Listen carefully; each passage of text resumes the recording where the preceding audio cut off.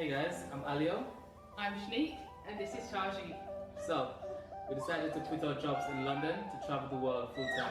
And live a freedom lifestyle. We wanted to share our journey with you, so welcome to the family.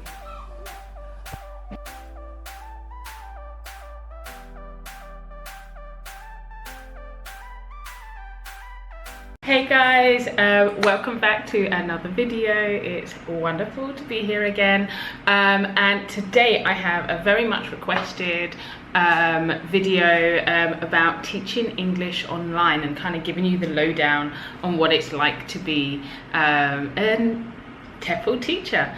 So if you don't know, or for those of you who don't know, both AJ and I teach English online.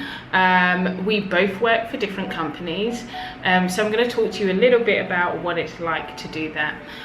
So first of all, I'm going to start with what is teaching English, what is TEFL. TEFL stands for Teaching English as a Foreign Language. So we're talking about students who are interested in learning how to speak English. And they can come from anywhere that is a non-native country to English-speaking countries. So there are three main ways that you can teach English to non-native speakers, and the first way is usually in a classroom, often to children, but it can be to adults as well, and many people do that by traveling abroad and going to these countries where they are requesting to learn English. So you will often see programs for people teaching abroad in China, in Thailand, in Spain. It's across the world. There are so many places that you could do it. So if that's something that you're interested in, you're wanting to kind of be based in one country and you want the security of having a contract and getting lots of support from one company or one school, then that might be for you. We weren't interested in working and kind of getting a traditional job as a teacher, so we didn't go for that option. You can also decide to teach privately, and this might also be face-to-face, so it could be with children, it could be with adults, but you actually find the clients yourself. It's probably a lot more lucrative to do it this way because you can set your own rates and charge absolutely anything that you want, but the main thing that you have to do is to be able to secure clients, and that's where the hard part comes in. So not so many people tend to teach privately, but it's definitely something that you can do if you're interested in it. We decided to teach online. So yeah, we basically have worked with, well, I've only worked with one company, AJ's worked with a few different companies online, and that is where we have our own laptops and we have webcams on those laptops, and we work with the company's platforms in order to communicate with students from across the world. And that's what I'm going to be talking to you about today, because that's what we know, that's where our experience is. Okay, so in terms of how to get into teaching English, the first thing you want to know is, what qualifications do I need? Now this question is kind of like, how long is a piece of string? Because every company is different and has their own standards and expectations. But generally speaking, you will need to be a native speaker. You don't need to be if English is your second language, but you are fluent in English. It is still definitely possible to find jobs teaching English, but it will be a little bit more difficult for you. Generally, students who want to learn English prefer to actually be taught by native speakers, and so therefore many of the companies have it as a requirement that you are a native speaker. And what is considered a native speaker is usually someone who is from the US, Canada, the UK, Australia and New Zealand, sometimes South Africa as well, but I would say kind of the top three countries are usually the US, Canada, and the UK, and sometimes Australia and New Zealand as well. This is kind of can be a really sore and sticky point for a lot of people, because just because you are a native speaker doesn't necessarily mean that you're going to be a great teacher. And that's not to say that if you are non-native and you're fluent in English that you don't have great skills, because I'm sure you probably do, arguably maybe even better than some native speakers, but let's be honest now, many of the students don't really care about all of the grammar. They just want to get the accent. They want to learn how to sound authentically American or authentically British. So many of my students say that they chose me over a non-native teacher because they want to learn how to speak the British accent, and they're not going to be able to get that from a non-native speaker. Also, there are certain idioms or phrases or, you know, kind of slang words that they want to learn that many non-native speakers won't understand or won't know, and it's because those are kind of local phrases. You're only going to get that with native speakers. So yeah, there's kind of many reasons why people prefer native speakers, and you'll find that most companies will expect you to come from one of those countries. True story. AJ actually applied to work with my company. And the way my company operates is non-native speakers are paid a different rate to native speakers because native speakers are higher in demand. When he was talking to the interviewer, she actually asked him where he was from, and when he said that, you know, he was born in Jamaica, he was offered the job, but for a completely different salary to what I was offered. And it is purely because he said that he was from a technically non-native English speaking country. But, you know, regardless of the fact that he has a TEFL qualification, that didn't matter. All they heard was non-native, and that would command a different rate. So yeah, definitely want to be a native speaker ideally. Many companies also want you to have a bachelor's degree. Again, it is very, very possible to find jobs without a bachelor's degree, but it is usually preferred. And they may want you to have some teaching experience. Again, this is really company dependent, but it is possible. I didn't need any teaching experience for my company. I think with AJ's company, they said it was preferred, and what you'll find is you may be offered a higher starting rate if you have some teaching experience, but it's usually not always necessary. And as a plus for many companies, sometimes essential for many companies, they want you to have a TEFL qualification, and that could be a TEFL, TESOL, or a CELTA qualifications. There's a number of different qualifications that you can do, and they operate slightly differently to each other. AJ has a TESOL qualification, which is arguably kind of the most difficult qualification that you can do, and it's probably a little bit more expensive and takes a little bit longer to complete as well.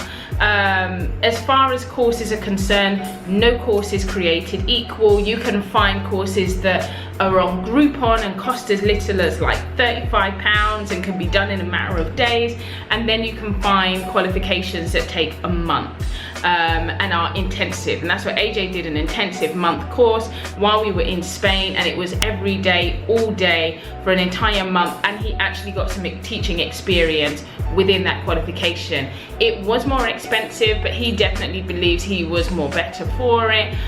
His English skills, he learned actual like teaching skills and really important parts of like actually being able to learn the English language. So it was really important for him, and what we found is because he does have the qualifications, it does mean that he can command a higher salary as well. So if you want to earn more, then we would recommend that you take the qualification, but it's not necessary. Okay, so then you can apply to any company, and there are literally over 100 companies, maybe even 150, 200 companies that you can choose from, and usually you'll have to fill out an application form and then do an interview with the company. Depending on who you work with, if you want to work with children, you will also have to do a mock interview as well, where they can actually see what it is like for you in action, and you will pretend to you will role play a real life situation with the interviewer who becomes a child, and you have to teach them. Usually it might be a pre-prepared lesson that they've given you, or you might have to come up with something on your own. So let's say you get the job, fantastic, well done. Then you will usually have some training, and you have to sign your contract. Okay, the contract. Guys, this is like one of the worst parts, I would say, about teaching online. I say contract very loosely because it means nothing. Like, many of these companies are based in China or they're based in Asia. Some are US based, but to be honest, they don't mean anything. And because Asian laws are different to, say, UK laws or US, it means that they can change at any time, and it is so hard to challenge them. I've been in groups where people have had issues, maybe they haven't been paid, and they've tried to, you know, challenge the company, and there's nothing that they've been able to do. They haven't been paid because the company's just gone AWOL, and the contract means absolutely nothing. So bear in mind that this is basically a freelancer role. You are completely independent, and so because of that, you do have to take on board all risk. It also means that there is no holiday pay, there is no sick pay, you can't really take leave as such, but all of these things will matter or not matter depending on the company that you choose to work for. For example, for my company, it's flexible schedule, it's 24 hours a day schedule, so I can open and close my slots whenever I want to. So if I don't want to work, then I just don't work. If I want more hours, then I can open and get more hours. AJ's company works different. He has kind of set times each week, and so if he needs to take time off, that needs to be requested, and he is not paid for any time that he does take off. And if he can't attend, if he's sick or unwell for any reason, he won't be getting paid either. And because AJ's company, his classes are scheduled for like a whole term, so like up to 12 weeks, it means that he can only take off a certain amount of time, and if he needs to take any more time because maybe we're taking a flight, he has to cancel that class, and that could affect his schedule. So you have to be very careful about whether you want a fixed timetable or you want something more flexible. Fixed timetables are probably more common, but you're then roped into this contract. You're then roped into this scheduled time that is can be very difficult to change. Okay, so in terms of the hours, if you choose to work with a kind of Chinese company, which like AJ does, which teaches kids, then usually the peak times will be 6 to 9 p.m. during the week, and I believe kind of 9 to 12. 9 a.m. to 12 p.m. On weekends, and that's Beijing time. So one of the things you have to remember, that depending on where you are based, you will need to convert the times as well. So 6 to 9 p.m. in Beijing time is 6 to 9 a.m. in Mexico. So if he has what would be a 6:20 p.m. class in Beijing, it means he has to be ready to teach at 6 a.m. in Mexico. So that's something else you have to bear in mind. When we are in London, I think it converts to between like 11 a.m. and 2 p.m. So if you're trying to do this kind of around a job, then you need to bear that in mind as well. Kind of some of the requirements: you need to have a good laptop with a webcam. You need to have stable internet connection, which is one of the most important things. You need to have a set of headphones as well. Internet. Sometimes some companies will ask you to have a minimum download and upload speed, and this is like the bane of our lives. It is so difficult sometimes to make sure, because we travel, that we are in a location that has fantastic internet speed, and we usually end up having to ask the hosts of where we are staying to confirm what their internet speeds are before we actually sign up to it. We have had some terrible places that we've been in, namely Turkey. We had trash internet for the whole time that we were in Turkey, and it completely completely messed up our time there. In Greece as well, we had an internet connection that was great when it was working, but didn't work often. And actually AJ lost one of his jobs because the internet connection was so poor that he couldn't teach effectively. So yeah, internet is really important, and because of that we've had to limit what countries we want to visit. For example, we wanted to go to, we did go to Bali, but we wanted to stay for 6 months, but we couldn't because we couldn't find an accommodation that had internet that was good enough for our teaching needs. So yeah, you have to be really careful about that. As far as pay is concerned, every company varies. You can find companies that pay as little as $5 an hour, right up to kind of $30 an hour. I would say the average is usually $10 an hour to $20 an hour before incentives. So most companies will offer you an incentive, and these can be based on attendance, they can be based on converting trial students, my company pays me extra if I do a minimum amount of hours each month. So the base rate can be quite low, but you can often bump that up by doing other things. Yeah, so classes are usually, my classes are 25 minutes, AJ's classes are 40 minutes each. Can you work full-time hours teaching English? With my company, yes, because as I said, there's availability 24 hours a day. I tend to, like I said, I can open my slots anytime that I want. So if I wanted to work full-time hours and do 37 hours a week, I could absolutely do that, and probably get scheduled for 37 hours a week as well, because my students are mostly Japanese students, but they can be based anywhere in the world. So it's usually Japanese professionals that I work with, so often they are working abroad in other places, and that's one of the reasons why they are trying to improve their English. So I have students that are based in the UK, in Singapore, in the Philippines. I had a student who was in Mexico not too long ago.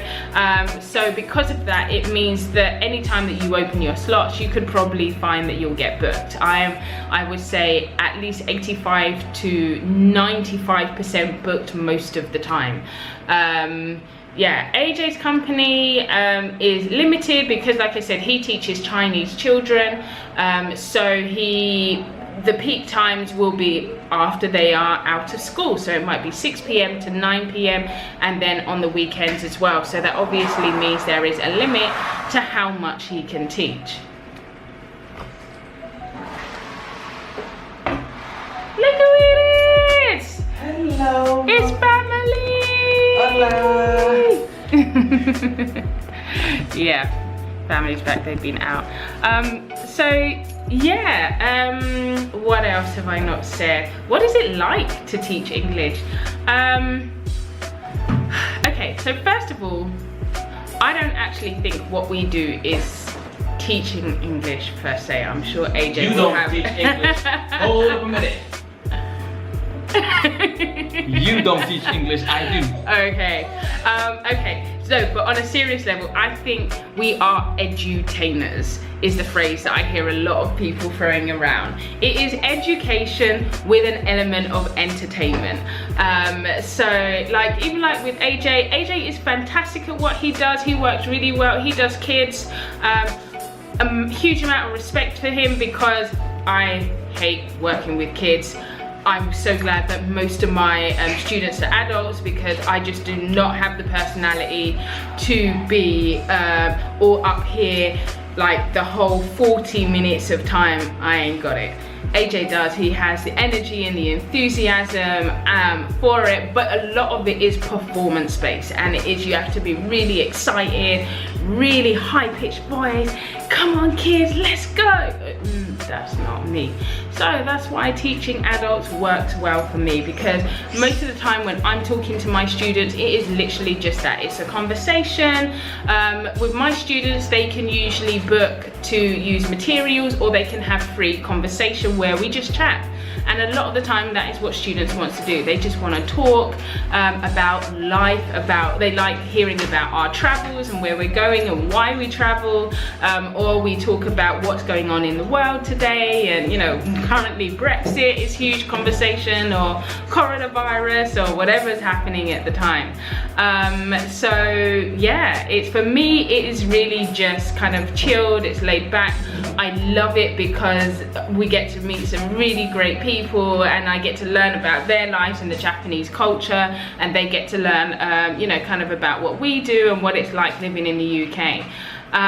AJ definitely does more teaching than I do. I wouldn't class myself as a teacher at all. I don't think what I do is really teaching. It's more just kind of guiding and supporting them in the development of their language. Like I said, most of my students are professionals and they already have a decent level of English, and they're just looking to improve that. Okay, so finally, the last thing that I would just say is we absolutely enjoy teaching English. It has afforded us a fantastic lifestyle. It's not the greatest paying job in the world, but considering the lifestyle that we live, it actually pays pretty well. If you can earn what we earn in pounds and dollars and live in low cost of living countries, then you will actually have a very comfortable life.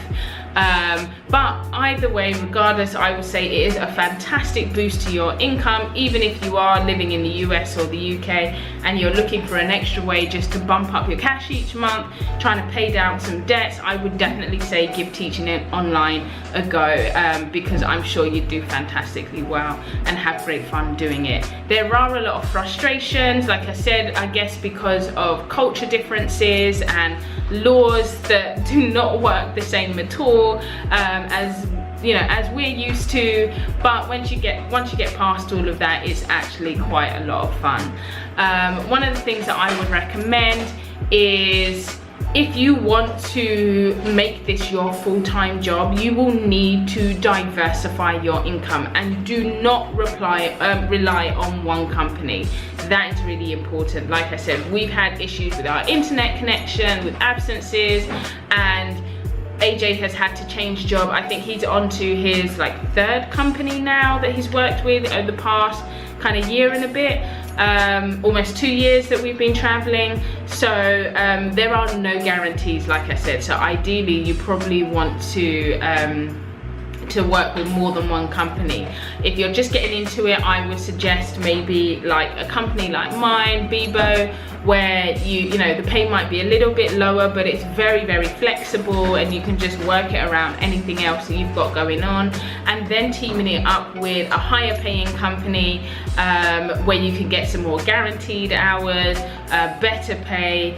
Yeah, I think that's it. But yeah, I'm gonna leave some information down below about recommended courses that you can take if you're interested in getting a TEFL qualification, and links to the companies that we work with as well. They are affiliated links, so if you do choose to apply and get the job, congrats, but we will also get a small commission for that as well. So yeah, I think that's it, guys. Enjoy. I hope this has been a helpful guide. I know there's so much more information I probably could have covered, but I didn't want this to make this too long a video, so maybe I'll save it for another time. But I hope you are well, happy, healthy, and all of that jazz, and I look forward to seeing you in the next one.